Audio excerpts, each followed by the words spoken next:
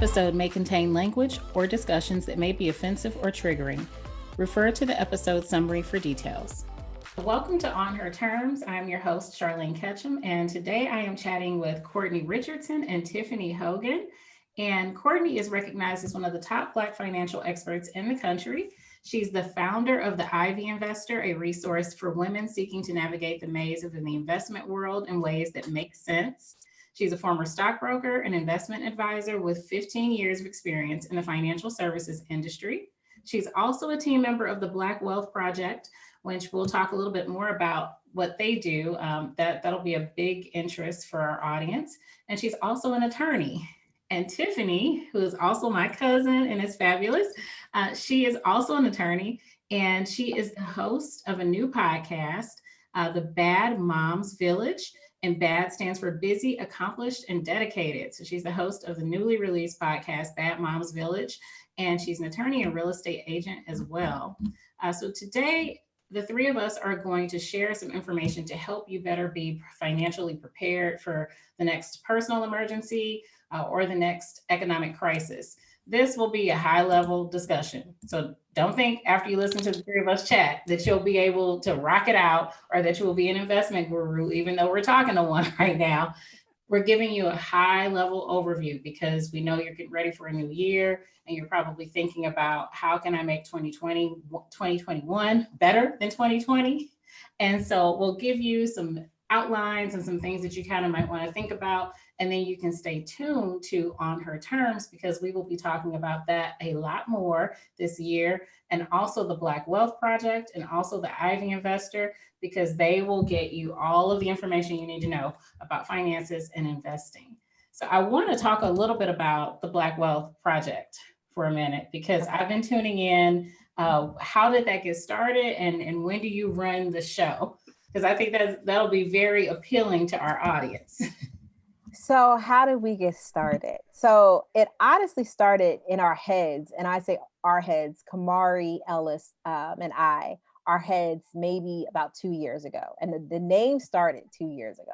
So he was like, we should really talk about Black wealth issues. And we were just having that conversation. He's like, well, what would you call it? I'm like, we'll call it the Black Wealth Project. And I don't remember what our other options were. So let me be very honest. I'm like, I don't know. I don't remember what the other possibilities were. So that was the first thing.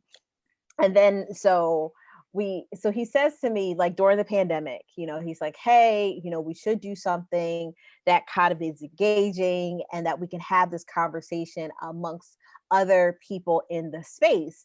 And he said, well, I have a couple of people. And I was like, okay, fine. He's like, I have, Jimmy and Corey from By the Hood. I have Malik Carter, who is a real estate person, and I have you. And I was like, okay. And he's actually, Kamari is a former stockbroker. He's also a former investment analyst. So kind of we had the stock side, they had the real estate side.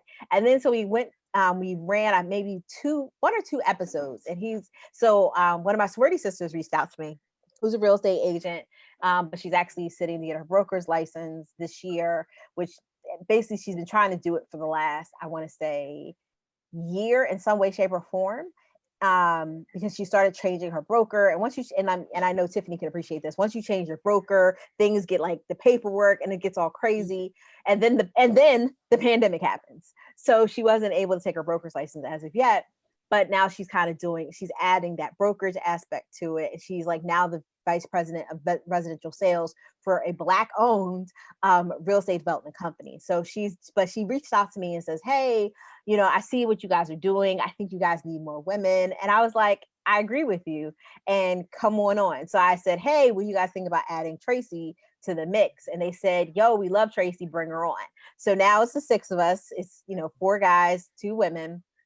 And we sit every Sunday at 7 p.m. and we talk about Black wealth issues. And we just don't talk about like how to buy a stock, or, we talk about the issues that kind of surround Black wealth. Like we just talked about the financial impact on Black wealth of the war on drugs, and how like there are so many different aspects of the war on drugs that affected us financially.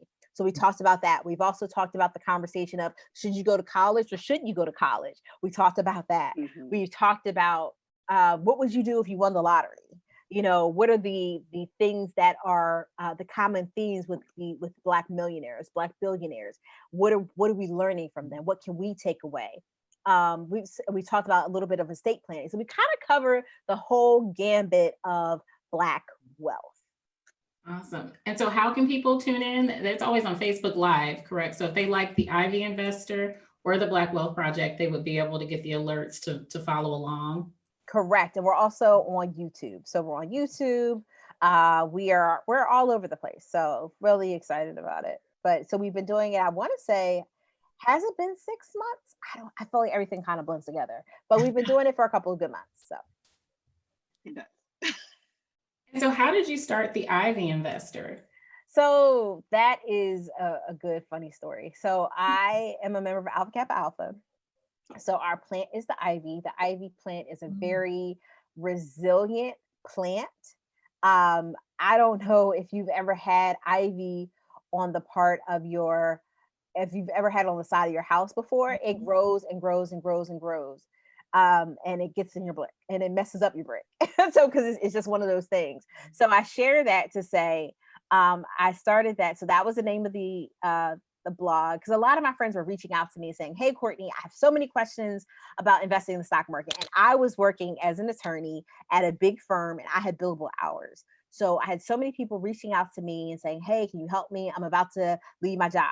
So also, I'm about to leave my job. I'm about to do this. I'm about to do that. I was like, I can't do this.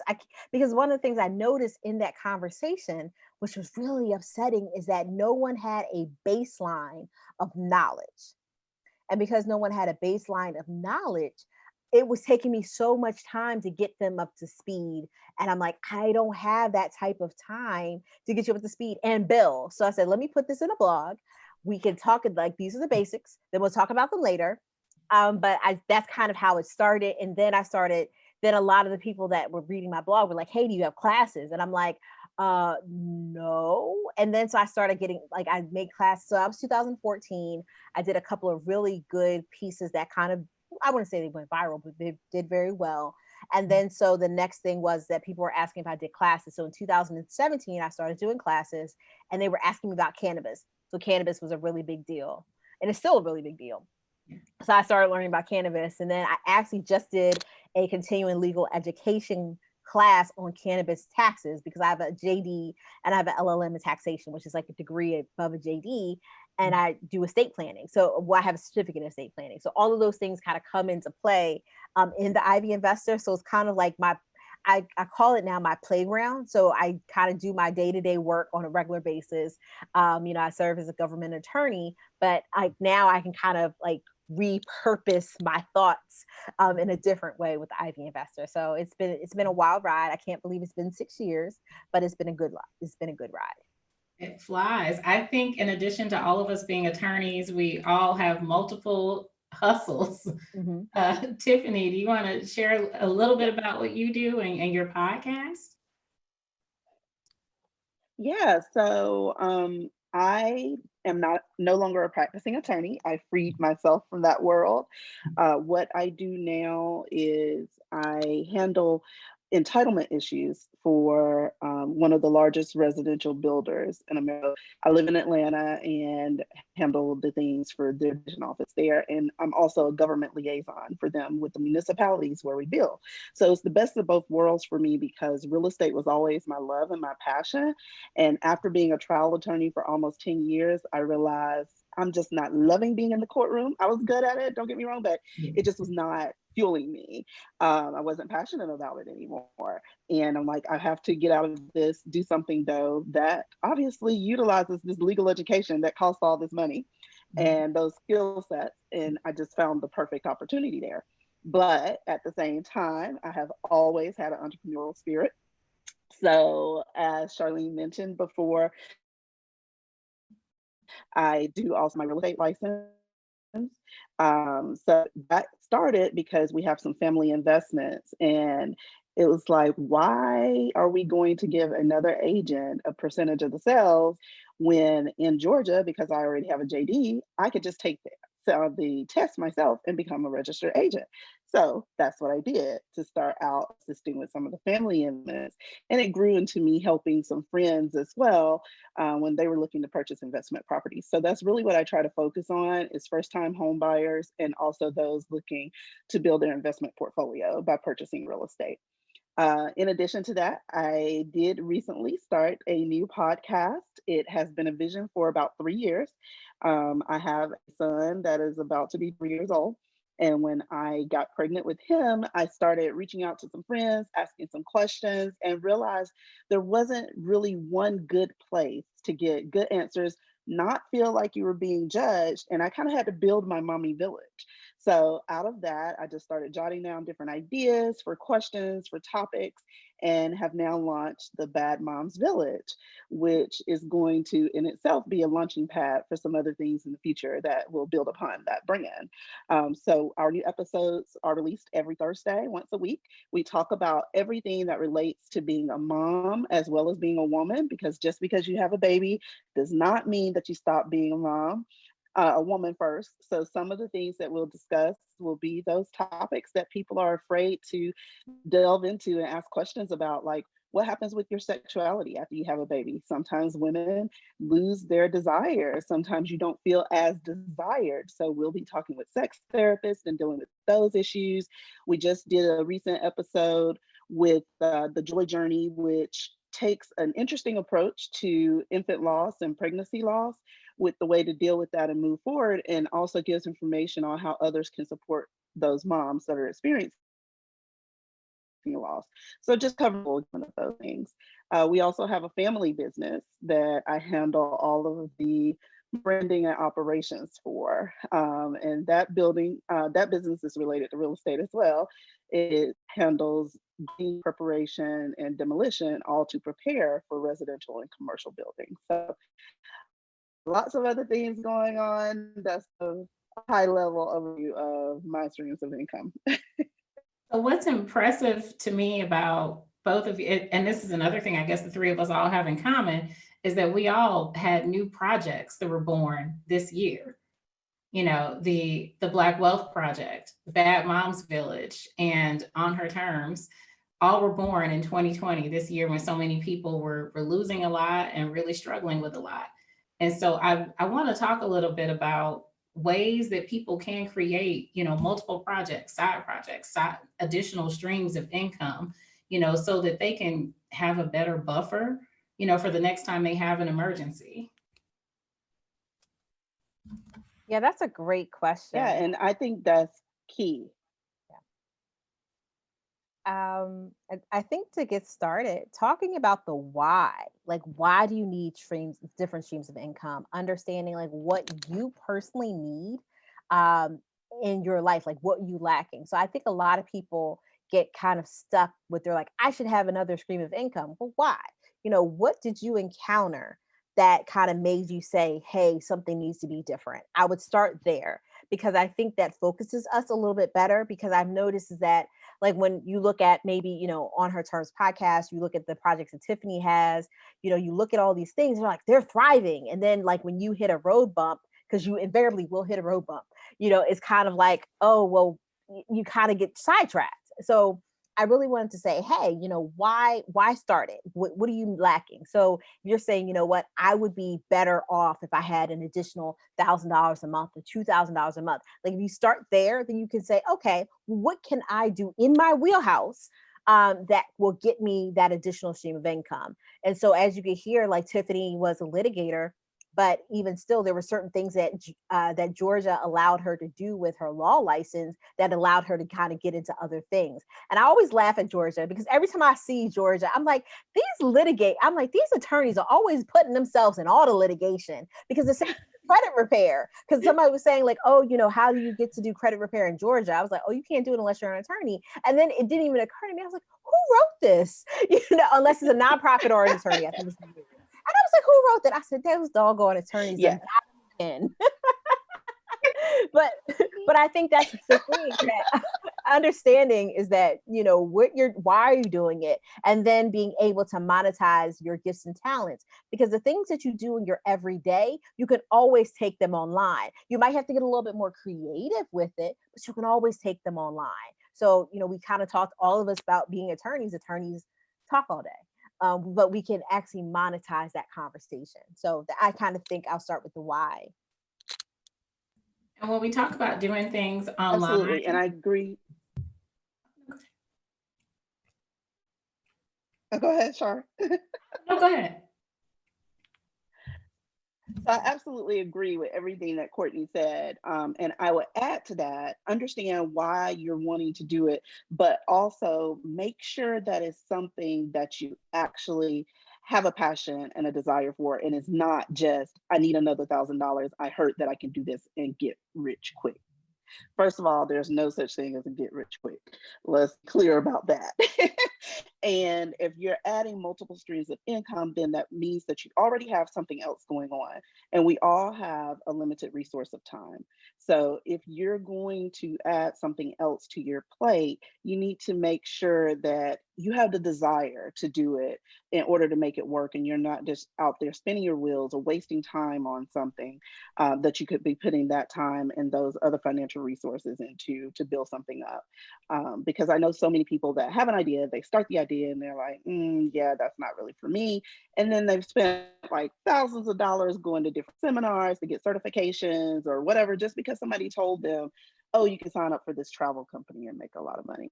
Or, oh, you can sign on and do Legal Shield or whatever the thing happens to be. And they're doing this, spending a bunch of money on it, and then they don't end up doing anything with it because they don't really care about it. So I tell people all the time, the podcast really launched out of it being a passion project for me. So I'm able to stay up later at night and do recordings or do editing or whatever because I really care about it. And I have written down a business plan to figure out how to monetize it. So not only is it my passion project, but it also will be monetized. Absolutely. I mean, and when we talk about the various online business ventures, and even, you just mentioned the different seminars, I see them come across my Facebook feed all the time. $50 to learn how to make millions in real estate. It's like, really? Okay. Wow. I'm gonna keep scrolling. So, are there any red flags that people need to keep an eye out for? I know this year has been big, lots of new podcasts, lots of new online things like on OnlyFans is a new big one with everyone doing those. I even saw one woman, she says she's making thousands a month pretending to be a dog. Like she's on the floor and she's making thousands of dollars. I believe that. I believe that. You believe it? I definitely believe it. There's some things. Listen, I've seen some things, and I'll be and so I believe that she is acting like a dog, and she's getting paid $1,000 to see it because strange things do happen on OnlyFans. So, do I think that do I think people should do an OnlyFans? I mean, if that's what you want to do and you're passionate about whatever it is, because a lot of people assume OnlyFans was actually created for creators to get paid. And so one of the things about YouTube is that, I want to have a lot of people like, hey, I want to have a YouTube channel, but to monetize your YouTube channel, it actually takes a lot of time and a lot of energy. You have to have 1,000 subscribers and you have to have 4,000 watch hours. That's a lot. I mean, even if you're putting out a video every day, it takes a while to get up to those numbers.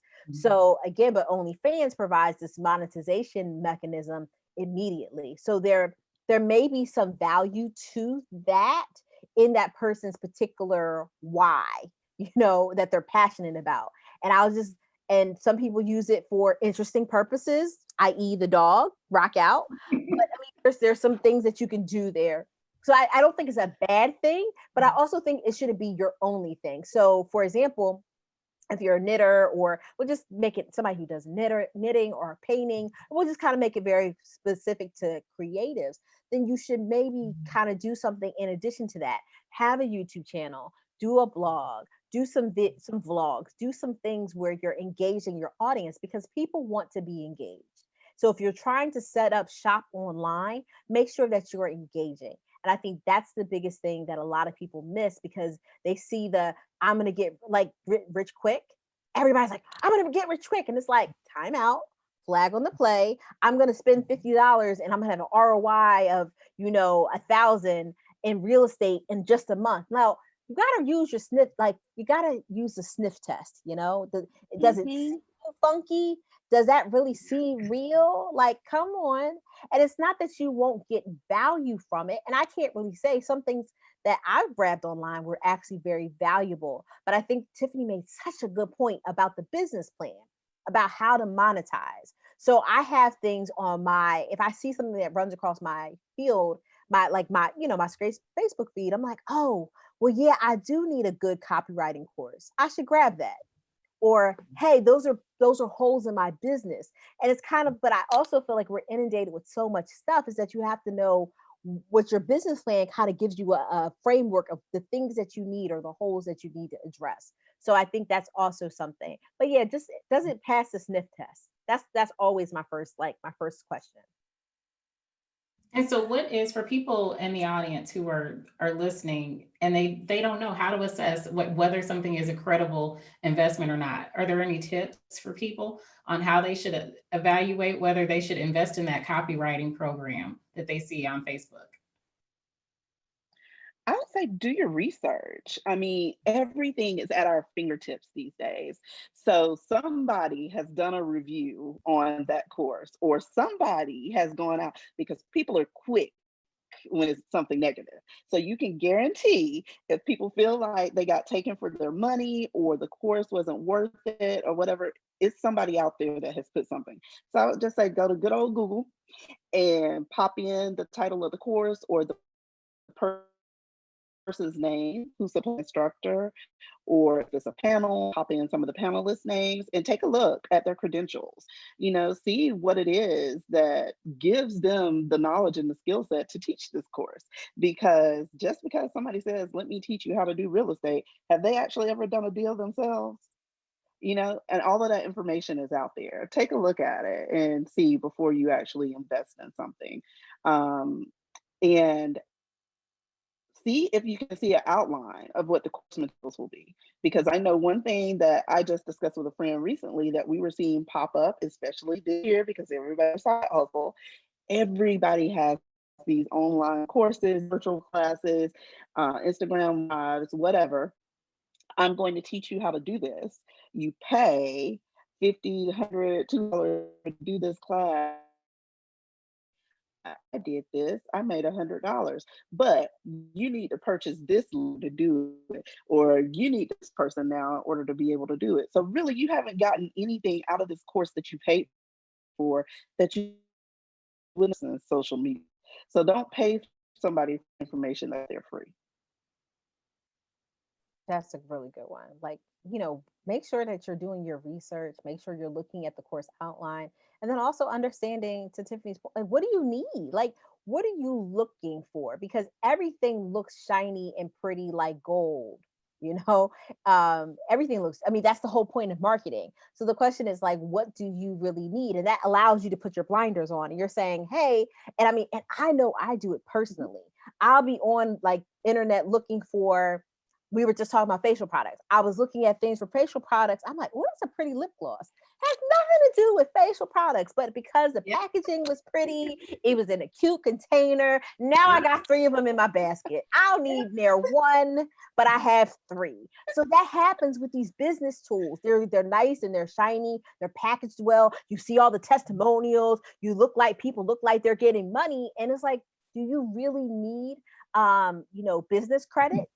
And I think that's a big thing, because a lot of people, you don't even have a business yet, but we're looking for business credit. And I, just to kind of put in perspective, I have been in business since 2014 as a blog, and as official LLC since 2017. I just got business credit because I was like, well, first of all, the people are scamming out in these streets, so I was always using my business debit card. And then I got one good scam that hit my card. It wasn't that, and I guess my card was copied somewhere. So they Mhm. went to Walmart with a fake card and basically ran the card over and over again until it went through. So I was like, oh my gosh. And so I Oh, said, wow. you know what? But that was my cash. I was Right. like, oh, never again. So I have business credit cards. And so, but again, when you're looking at your business credit, they're looking about how much income do you have coming in every month. They're also, to a certain extent, looking at your own personal credit. So there's a lot more to just getting business credit. But I see these business credit people like, making business credit seem like the be all end all of everything. And that's not quite it. So We've talked a lot about entrepreneurship, but a lot of people in the audience, may not be interested, and they may have their hobby with knitting or doing makeup, but they may not want to start a business. So is it advisable for people to just go find another job to create, generate additional income? it depends on the time. So I think Tiffany talked about time. Time is, we don't have that much time. So the Mhm. question is that, if you do something and you love it, you might still want to keep it as a hobby. So you may want to find another job if that's something that makes sense for the things that you have time to do. Because we talk about entrepreneurship. I mean, Tiffany talked about it a second ago, saying, when she loves what she does, she's up at night, doing editing, she's doing all of those things. And that's what entrepreneurship requires. Now, if you just want to clock in and clock out, you might just want to do a part-time job, because that's all you really need is like, listen, I don't want the additional hassle. But I do need the additional money. So that's something that a lot of people can consider. And I don't like when people like kind of job shame, like, oh, you're not an entrepreneur. Like, no, it's not for everybody. But Right. also you can invest in the stock market. There's a lot of things that Right. you can do that are outside of like being a business owner. Because being a business owner is only one of the 7 streams of income. There's so many other streams. Yeah. Excellent. And we will be doing something later. Absolutely. And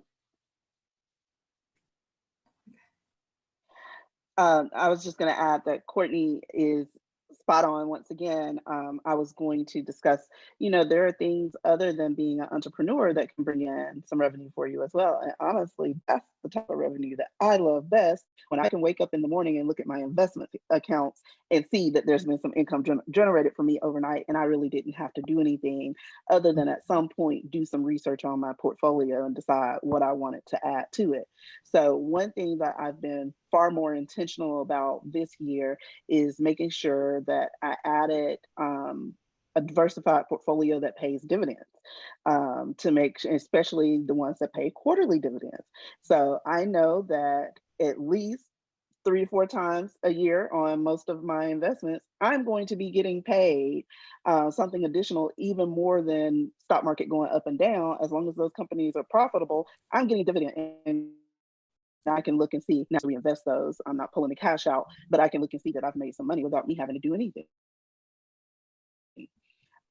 So there are other ways to do it. And I think there's seasons for everything too. There have been times where I'm like, I'm just tired right now. You know what? I'm going to take a break from whatever, pivot, shift. And I did just have the 9 to 5, clock in, clock out. Well, I can't really say 9 to 5 because it really is being a lawyer ever 9 to 5, but you know, clock in, clock out, and leave it, rather than I have to put additional time into this. So yeah, that job shaming, definitely, I agree with Courtney 100%. It needs to go out the window. Not everyone is meant, not everybody has that mindset. I tell my parents all the time, because I mentioned in the introduction, we have family businesses. My mom takes the back seat on those a lot of times, and she knows that that's her place. She will help sometimes with a lot of these like filing and that sort of thing, because that's her strength. My dad is the one that has some entrepreneurial mindset, where he's like, okay, well, we are going to branch out into doing this now, or I have this idea to do this, let's figure out a way to execute it. That's his mindset. My mom's perfectly fine. She's actually already retired from one job, decided she was bored, went back and got another job. That's what she wants to do.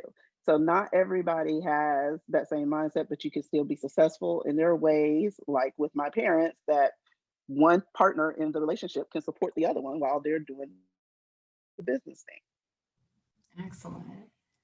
Well, I hope that for the audience, we've outlined some key options for you to at least, develop a backup plan so that you can have additional streams of income or learn how to maximize your talents and the things that you're already doing to be able to create more of a cushion for yourself.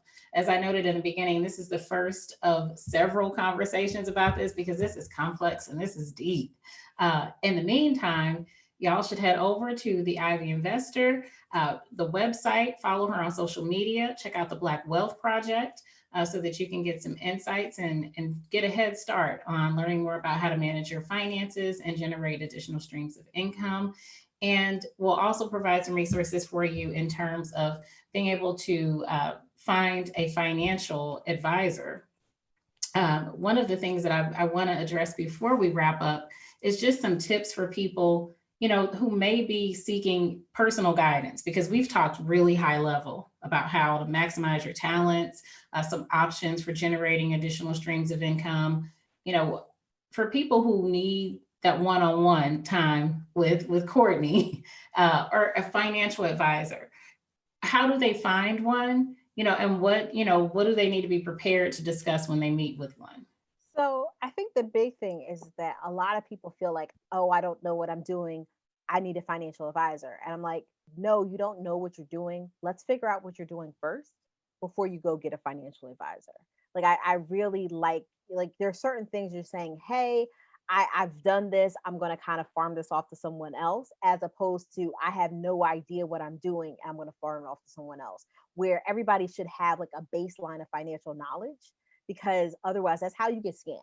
And I'm gonna be very honest, because you see stuff happen all the time. You read it on the newspaper, you read it in the newspaper, you read it online, you see it on Instagram. They're like, they'll say sports star X, has financial advisor, basically took $20,000, 30,000, 40,000, $100,000 for them over XYZ period of years, because they didn't know what they were looking at. So again, it's about really important about understanding those things. So one is kind of, because the biggest thing that you have in your wealth creation box is discipline. I'm going to say that again. The biggest tool that you have in your wealth creation box is discipline. And that's basically following a budget. Like the budget is like the baseline. That's your thing. It's like you'll say $5,000 coming in every month. I have 5,500 going out. Wait a second. Time out. Flag That's on the play. But it happens. Yeah. So again, that's kind of understanding that why to say, hey, I actually do have a budget shortfall. And so you actually have to kind of figure those things out. And that's why I like people saying, hey, before we start, adding all these things to my plate, either a job or a side hustle or whatever, let's figure out where you are. So let's figure out your baseline.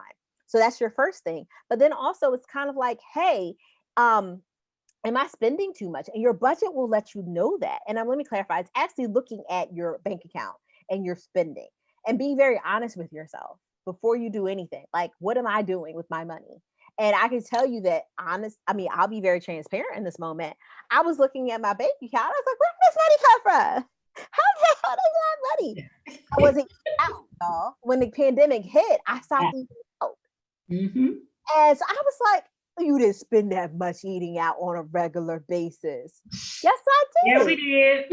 And I was so embarrassed. I was like, Courtney, what are you doing, baby? But I say that to say is that, again, with that understanding of not eating out all of the time, and it's not that you don't do it, it's that you give yourself a budget. And it's like, last month you spent $2,000. You had no business spending $2,000 eating out.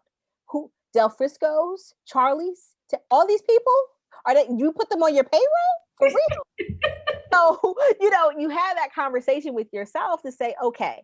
And it's like, all right, you can still eat out, but be thoughtful about it. So you have a budgeted line item of, we'll say, we won't even go crazy. We'll split it in half, $1,000.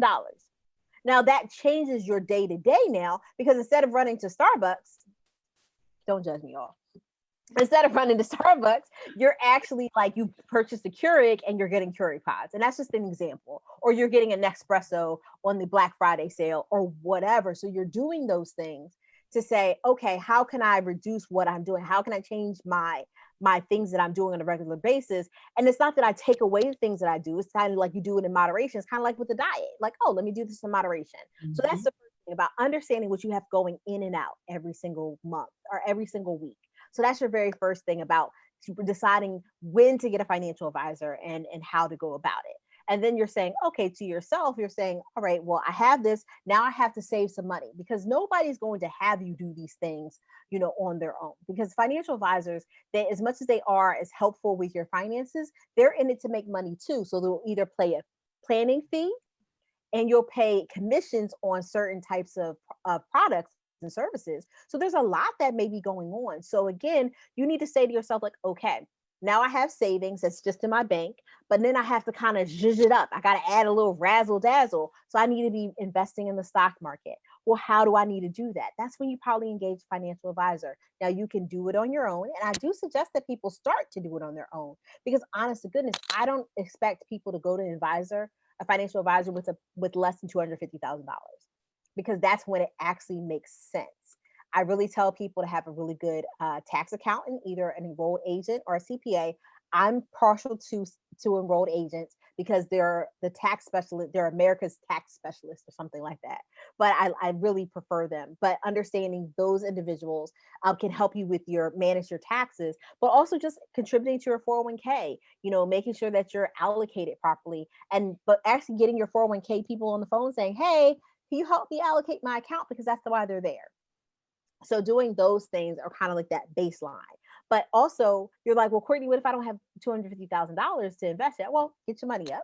But that's one thing. But also people who don't have it, but they have a special needs child, I definitely suggest immediately go see a financial advisor. Immediately, everybody should meet with somebody who does estate planning, but especially if you have special needs children or children at all, you should definitely have a plan for them too. So there's certain things that kind of like, hey, you should probably do all these things, but there's some certain kind of check pluses. Like, hey, this is like, have you ever seen the flow chart? You're like, hey, I have a kid. Go see a financial advisor to make sure that you have your assets are going to be taken care of properly. Hey, I have a kid with special needs, and even if they're not minors, definitely go see. Do not collect $200. Go directly to see a financial advisor.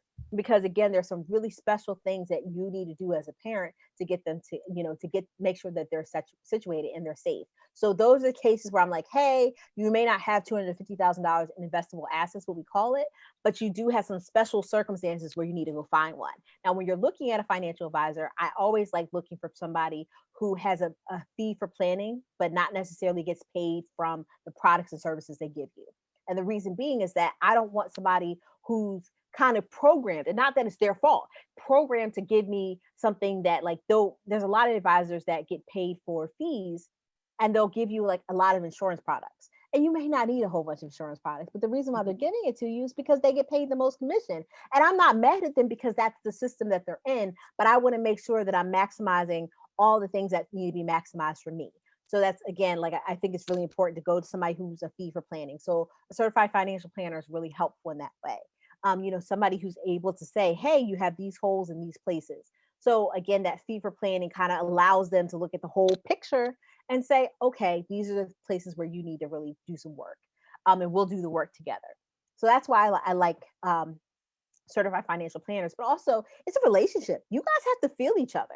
Like, I think a lot of people go wrong is when they feel like, oh, I have to go with a financial planner and I'll just pick the first one. Like, no, it's like going to a hairdresser or going to any other service-based professional. You have to feel comfortable with them. You have to feel comfortable with who that, about your vibe. So that's the other thing. And then also being understanding how often they're going to meet with you. If I don't hear from you in like at least every 6 months, I don't be bothered with you because I'm paying you a fee. You should at least be checking in and make sure like my house didn't fall down. So, just understanding those touch points and kind of being able to be and you have to feel comfortable with them because you have to be able to feel transparent enough for them to understand all the things that you have going on that may need to be addressed. And I tell people, do not lie to your finance people and don't lie to your attorney. Please, Lord, don't do it. Because again, it just puts us in the bad spot and we're not able to help you in the best way. We just can't. Like, it's like, hey, hey, I have somebody come into my office. They're like, hey, I'm looking for, somebody to do a will. I'm like, oh, I can do a will, no problem. I just had this happen the other day. They're like, yeah, I need a will. I'm like, all right, cool. We'll get you set up. And they're like, yeah, I need a power of attorney. I'm like, okay. And they're like, and just offhand, they're like, yeah, I have a major procedure going on and I don't know if I'm going to come out of it. So, what? You should have started with that. But right. And I was like, I was like, okay, so we're rushing to get this document done, and we're rushing to get it done right. So I'm sitting up at night. I'm like, okay, I'm just like, all right, let me just roll through how this is going. Because again, it's like once that will is done and they walk out of your office, they may never come back, and not in a bad way, but you have to make sure you get it done the right way the first time. And when you find out, hey, this may come into effect like on Monday and we're looking on Thursday, we really may have a problem. So again, like be very transparent just with everybody. And I know, but you have to feel comfortable with them to be transparent, So that's why it's important to have that relationship. So going back to one thing that Courtney said, so it is very important to look at your budget, obviously. So those people that are starting from the baseline, though, check your online banking, because it will actually show you a pie chart, bar graph, whatever, and show you where your spending is. Most of the time, it's pretty accurate too. Sometimes you'll need to go in and recategorize, but it's already doing the work for you. So don't go out and spend money on some software or something that you think that you need, or an app, because a lot of times your online banking is already doing it for you. You can see where you're spending your money, and you can even set up a budget a lot of times in your online banking account. So, and one thing to add to it too, Charlene, you're talking about listeners that may have tried to pivot some things during this year. So if you are getting additional money from, you're one of the blessed to get bonuses during COVID, or to get a promotion or a raise or anything like that, don't change your lifestyle unless it's an absolute necessity. Take that money that you're getting from the bonuses and stuff, pay off some of the debt that's been sitting out there, or figure out how you can invest that money rather than just start spending it as well. Because I think that's where a lot of people mess up. They're like, oh yeah, I just got this 10% raise, I can spend more money now. No, that's not how you really should look at it. You should look at it as, I got this 10% raise, how can I make this 10% work for me now? Yeah, that's so important. And I think instinctively for people, they get it and it's gone. It's like, oh, this is a bonus. I should treat myself. And the thing is being able to change how we look at this, how we live, how we think about money. That's a big shift. And a lot of that's a mental shift. I mean, Courtney, you mentioned discipline being the most important in the first step, but a lot of people don't even have the education to know what they need to be disciplined about. And I'm not talking about degrees and things like that when I refer to education. I'm talking about the mindset, on what do I need to think about and how do I need to be disciplined? How do I decide when I need to pay down some debt? And if people have a number of debt, they've got car note, credit cards, and all these things, what do they tackle first? All those different things. So for people who are really at the basic, they're not even thinking about a financial advisor because they don't have $250,000 and they don't even know how they're going to manage whatever they have right now. Who do they go to? Because they may not be able to do it on their own. So books are really good. So I'm not 100% a fan of Dave Ramsey. I'm not. I think he starts you off really well, and then it goes off the tracks. But I really like his kind of his pile of, I don't even remember what he calls it. It's like his emergency fund, but it's like a baseline emergency fund. It's like $1,000 that you got to get as quickly as possible, whatever. Because the average American, I don't think they can afford $1,000 emergency. So I think that's really important to kind of start there. I always say when my clients, I say, listen, you got to do 2,000, because $1,000, you can easily have an expense that's over $1,000. If you have a transmission that goes, we all know that thing is super expensive. Mm-hmm. So that's the first thing, of having that kind of like a baseline of like $2,000 that you don't go below, you don't touch, whatever, off to the side. Mm-hmm. But then also doing the snowball method. And I think if you're paying down your debt, now also, I don't really fool with collections. I'm like, you just gonna have to find me. And what I mean by that is I've had an old medical collection now that's like 7 years. It's really hit 7 years. I'm like, oh, y'all about to go anyway. So bye. Because I wasn't paying it. But again, in terms of the other things I had going on in my credit, which is basically just credit cards, I put them in order of lowest to highest and paid them off put as much as money as I could on those debts as I could. And actually, when I got one paid off, I put it to the side. When I got another paid off, I put it to the side. And that's a really good help. Now, I kind of lump my consumer debt differently than I do everything else. So my consumer debt, my credit cards, that's my consumer debt. Even my car is kind of like a consumer-ish, but I kind of need it. So that's kind of one thing. And then I have my student loans, and I just got a mortgage. I just rehabbed a family house. So that's kind of, that was really helpful. And I think it's really important for us to, like, I love the way Tiffany was sharing about, how her family has businesses. That's so important. It just gives you so much freedom. So I was able to, my parents gave me the house. They're like, here. And I was like, okay, well, this house needs to be updated, y'all. But I was able, because I had good credit, I was able to get a 203K and kind of, well, it's actually technically a home style, not a 203K. My mortgage consultant corrected me. And I was like, oh, okay, my bad. I'm sorry. I don't know. But it works basically like a 203K, just for clarification. But I share that to say, again, I was able to put myself in a really good position because I just paid off on my credit cards. I was like, boop, wrote myself a check, boom, got rid of them. And that really, a lot of people like really get obsessed about credit. Like, how do I get my credit score up? And it's like, you really have to see to Tiffany's point about looking at an account, your credit, like these credit wise with Capital One, there's so many different programs out there that will tell you where your problems are in your credit report. And they'll say like, hey, your revolving balances are too high. What are your revolving balances? That's your credit cards. So you're saying, hey, so you might want to make that a priority of getting your revolving balances down. So your credit cards, I always tell people at the minimum 30%, like do not use more than 30% of your available credit. But, I like to try to keep it personally under 10.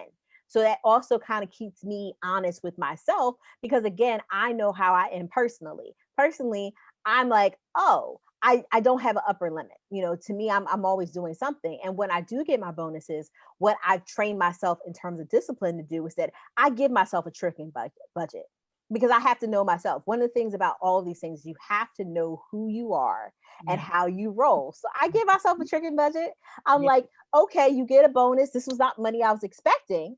So I said 10% you can trick, but this 90% is going to go work. And I think if you balance it that way, life becomes a lot easier because you don't feel like you're depriving yourself. You're saying, hey, I'm giving something to my present self, but I'm really focusing on my future. But I can at least give something to my current self. So hey, if I get a $5,000 bonus, I put $500. Yeah, 5,000, 10%, right? Yes, that's correct. I was like, let me do that. I was like, I said it so quickly, and I was like, Courtney, wait a second. But I put $5,500 away. I have $4,500 going towards something else, which is putting in the stock market, doing possibly getting ready to do another real estate investment, something. But that's going to work. But here, if I want to put $500 on my feet, I can, and I feel like, oh, I have $500 on my feet, yay! But I still have this other money going to work for me. And I think again, but as I've matured in my financial journey, I've also said, like, do you really need $500 on your feet? Because you could have put that in Apple stock, and if you just put it in at the right time, you've been Gucci. So again, it allows me to change my mindset, but you have to meet yourself where you are. And I think that's really important, is that we're always watching what somebody else is doing on like Instagram, like, oh, this person's doing that and they bought this, they just bought a house and they bought this new car. But it's like, again, that's understanding your why again. Like, why are you doing all this? And again, sometimes you're like, you know what? I like to floss. And if that's the way you feel, it's like, okay, I like to floss. So give yourself something to floss and you can probably put that money away. But after time, when you start seeing the power of compounding and what your money can do for you, how your money can work for you, you stop flossing all the time. You're like, this floss is costing me 4% because I saw my, or whatever. And you start seeing it, start changing your mindset. But when you start where you are, you start putting yourself in a better mindset, then you're able to kind of level up as time goes on. So now, like, I've never had $500 shoes, and that's not because I didn't want them, it's that I have fat feet. I don't care how small I am, I have fat feet. Those Italian designers did not make anything for these feet. They're like, no, ma'am, you better put Nikes on and keep it moving. So, I mean, I wear Nine West, I wear Loren, they're fine. They work out well. But again, so between all of those things, I have the opportunity to do something a little special, but then also really put towards my goals. So I think that's the kind of, I when we're talking about discipline, it's about that. It's like writing your goals down and making them plain. Like really saying, like, what am I trying to do? What do I want to do in 5 years? What I want to do next year? What I want to do this month? Like at the end of this month, the way I play with myself is saying, okay, my 5-year goal is X. okay, so if I'm 5 years from now, what do I want to say I have done? Okay, and what do I have to do today? What do I have to do each year to get to that goal? What do I have to do each month, quarter, month? And I kind of just back it up. So it gives me my daily task. So it keeps me on focus. And when you break it down into 5 year goals and the daily tasks, like, okay, I gotta make sure that I put $5 away today. That's nothing. But if you do $5 a day for 365 days, you really change everything. You do that over a course of 5 years, your whole trajectory changes. But people feel like, oh, that we have to get away from getting rich overnight. You can get rich slow, and it works too. Okay? Absolutely. And I would say, Charlene, for those people that are looking for baseline information, um, social media works. Just check the credentials of those people. Because personal, when Charlene invited me to do this, she said, "Have you heard of Courtney, the Ivy Investor?" I'm like, "Oh no, let me go check it out. Let me check out the Black Wealth Project too." Just so happens, Courtney was doing an Instagram live video on 529 versus Roth IRA to invest for your kids. So one of the things that I've been doing for my son is um, kind of jokingly told people if another living, breathing thing is coming into this house, it has to bring us some income as well, including the kid. So he's been baby modeling since he was born. And we have been taking those checks and putting them into an account for him. But I'm like, accounts don't make any money these days, regular savings accounts. You got to figure out another way to turn that money so that it's flipping into an investment with a greater income. And so I did not like the idea of 5-9 for him because I don't want to tie him down with we need to be able to use this just for education. Yes, we may choose to send him to private school, but we don't know that yet. Yes, he may decide to go to college, but we don't know that. If my child comes to me at 18 and he says, "Mom, I have this great idea to start this business," I want to be able to give him the seed money to do that instead. So it was perfect timing that Courtney was doing that video and I was able to watch that. I'm like, great. Now I know that I'm going in. So check out Instagram. Look at what some of your friends that you do feel like, oh, look, they have this house that they just bought. They have this car that they just bought, whatever. Check out and see who they're following, where they're getting their information from, and follow those people. Because think about it, it's Instagram live videos and stuff. They can't go too in depth with it. So that's going to give you your baseline of information for where to start out. And at least if you get that, then you can take it a step further and do the research on your own to take it to that next level if it's something else that you need. Ooh, I didn't know you were on that live. Hey, girl. I Hey. was. Hey. See, It that's was great. one of the beauties of social media. I mean, you definitely have to scrutinize the sources. But once you do that, there's so much free, valuable information out there. And Courtney and Tiffany, I appreciate that both of you outlined that there are books. You can go to the library. I've done a lot of I don't buy the only time I buy books are usually after I've read them, resource books and self-help books. I'll buy them after I've read them and I'm like, oh, this is really handy. I need to be able to highlight some stuff and mark this up. So then I'll go buy it. But I might read 10 books before I find the one that I want to do that with. So definitely check your library. And as Courtney and Tiffany noted, see who your people on social media are following. Ask other people, who do they follow? Who do they talk to?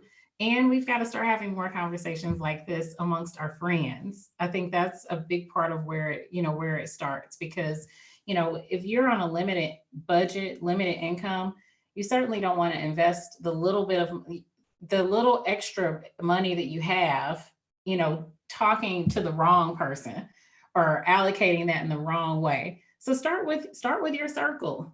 Start with your circle. Look for free resources. I see a lot of one of the last questions I'll ask you before we wrap up are the credit repair services. I see those all over social media now.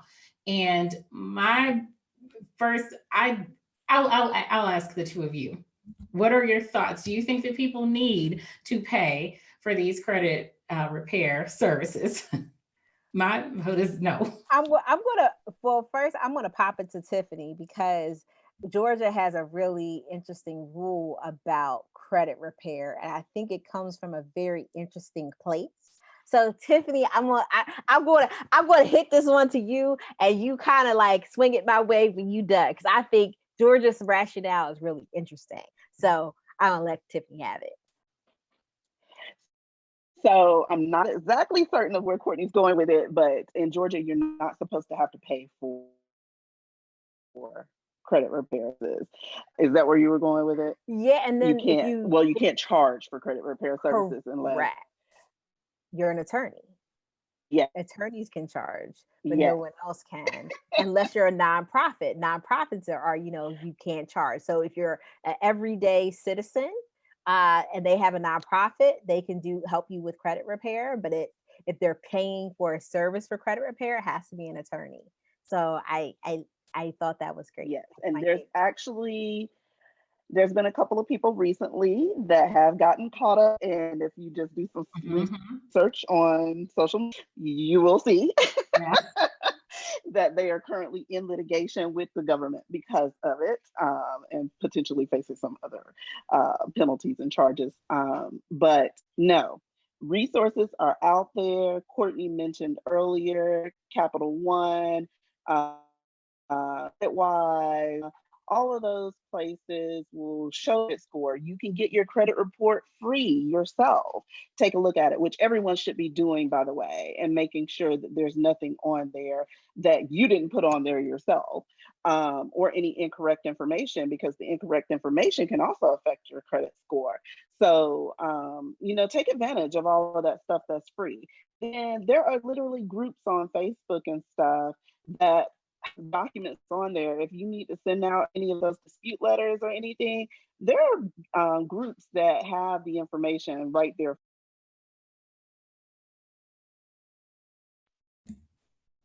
Yeah, that's a great point. So, like, I think one of the things that a lot of people get confused about with credit and credit repair is that credit is basically how good are you with somebody else's money, and like how good have you been over a certain period of time with somebody else's money. That's really what credit is. So a lot of people feel like, oh, I just want to have a better credit score, and that credit like opens the door to a lot of opportunities. It does to a certain extent, but it's like an introduction, but it doesn't really get you into the whole place. And I've noticed that kind of these memes really kind of push the like, oh, credit is the panacea, like it's the land of milk and honey. Like, no, it's really not, because you have to have the corresponding income. So, but I say that to say is that you can definitely do your credit repair yourself. I actually interesting funny, it's not even a funny story, but it's an interesting story. So in 2013, when you actually go to in front of the bar, you take your bar exam, but you also go through what's called character and fitness. Character and fitness, for at least for the two states where I'm licensed, is that they actually looked at your credit report. And West Virginia didn't really care. They were just like, whatever, rock out. Okay, you work like I see that you like they were working certain amount of speeding tickets than they were anything else. That was West Virginia. Now Pennsylvania was like, so you owe these people money, right? You are you paying them? Okay, so great. So you are paying them. That's wonderful. So what we need from you is we need copies of those checks. And I was like, what? They were like, yes, we need copies of those checks. We need to show, like, we need a history of payment that you've been paying these things off. And there were two things on my credit report that I said I'm not paying. And they were old collections that I've been disputing for years. But thankfully I had a lawyer's mind before I was actually an attorney. So I had years of documentation of like, what was it called? Like the little certified letter attachment with a date from 2008 about something I was disputing all the way back then. And they were very much like, wow, like, okay, well, we can see that it's in a collection and we don't really like it, but we see that you've been fighting. It was like one was against Bally's. I don't know if you guys ever remember Oh, yeah. Bally's Soul and Fitness. Yeah, they Mhm. were making a mess. And I had to actually provide a article from the New York Attorney General, basically citing what was going on with me and how they kind of popped up on my credit report and they had no business being there, and that the New York Attorney General actually sued the company for doing that.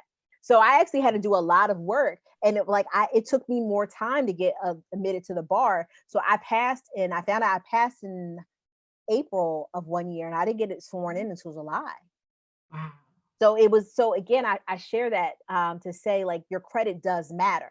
So I don't want you to think like Courtney's like, oh, Courtney, credit doesn't matter. No, it does matter. But what I loved about that experience is that one, it caused me to hold myself accountable. But then also once I did pay off all those things and I disputed them and I got them off, and you can just find those 609 letters, which are dispute letters. You can, well, there's a couple of different letters out there, but you can find them online and send them in. And once I got all my credit taken care of, it was amazing because my credit shot up immediately. So it's not just, disputing things, but sometimes you do have to pay it. Sometimes disputing is not the only way, but you at least learn a lot about credit. And credit is kind of like a mix of different things. So you have your revolving credit, you have your student loans, you have mortgages, you have kind of like, so there's so many different things you have going on. And the more that you learn about credit, and you can find out online about it for free, the better a steward you are of your credit. And I think those are things. So when you ask me about credit repair, I'm not a really big fan of it because I feel like it's but somebody is charging you to do things on your own, that you can do on your own. But to a certain extent, we kind of do that with our hair. We kind of do it with other things. But my concern is that some of them are not as legit as I would like them to be. Mm-hmm. And if somebody tells you like, oh, you can quote trade lines, those are illegal. You be blessed. Don't use them. To kind of help your score. If someone else says, again, you have to be really careful about who you give your social security card to. Like your social, like they can really mess you up. There's a good couple of people that I personally know where their social security was being used for unemployment benefits during the pandemic. And they're going to have to deal with those things because not only was someone getting money in your name under your social security number, but what's going to happen at tax time, guess what's going to happen? You're going to get a notification that you received funds that you didn't, and they may be taxable and you didn't get them. And now your social security number is floating out in the world. So again, just be really careful about it. Be a good steward, get in terms of getting your credit report for free. You can go to annualcreditreport.com. That is the free site that you can get your Experian, your TransUnion, and your Equifax. You're entitled to one per year. So I always tell people to pull it to make sure that everything on it is theirs. Also make sure that the addresses on your credit report are yours because they link you through your addresses. And if you see an address like, that's not me, I definitely had an address at one point that was not mine. So again, that puts you in a better position to, to really make sure that you're protecting your credit file, because honestly, it's a history of how good you were with somebody else's money. But if you're not that same person, and especially if you have a common name too. So, and I also know a lot of people that have are maybe juniors, or they may have a very similar name to one of their parents. Life gets really hairy at that point. So it's just being a good steward of what you have in front of you, pulling your annual credit report, and just knowing that your credit report and your credit score are two different things. So a lot of people kind of combine the two. Your credit report, think about that as your test, and think about with Scantron. So think about your credit report as your Scantron, and think about your credit score as once you put the Scantron through the system and it pops out with a number. So, but you want to make sure that everything on that credit report or that credit Scantron is correct. So when it pops out with the numbers are correct, because you don't want to be entitled to an A or a B and you end up getting a C or a D because some of the information on the Scantron isn't correct.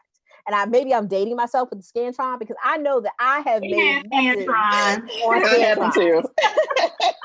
So I'm talking to a very small group of people. We're older millennials. So, but I mean, the Scantron, if you put that thing on, if you don't erase the thing outside the circle, listen, you won't get it. It's going to go wrong. And so, and I was even when I was a professor in 2015, I was using Scantron. So I guess they still may be using them. I don't know. But I mean, I definitely share that with people is that, hey, they're two separate things. Just be mindful of it and, and just be a good steward of it. Because it's really easy for you to have good credit and then something happens and things go all the way left. Mm-hmm. So just be mindful of that too. So just being a good steward and being careful because, the scammers don't want bad credit. So they're looking for people with good credit. I see you. As far as have good credit, I see you. You don't really want that. So. What I love about this conversation is the thread of personal responsibility, accountability, and empowerment. At the end of the day, this all starts with us as individuals doing honest self-assessments.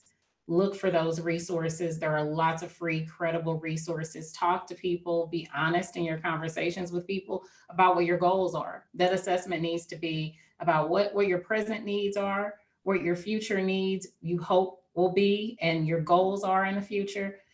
And then start from there. Look for free resources. Scrutinize, scrutinize, scrutinize. Whoever you choose to work with.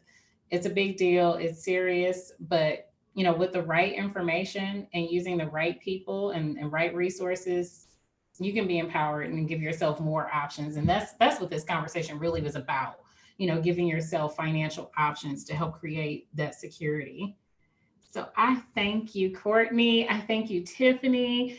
Audience, y'all go check out the Black Wealth Project, Ivy Investor, Bad Moms Village podcast, and check out she.confidential.com. I will have links and all the social media handles for Courtney and Tiffany, in addition to some of the books and items that we mentioned favorably today. So thank you, ladies, for your time. And my name is Charlene Ketchum. This is On Her Terms. And until next time.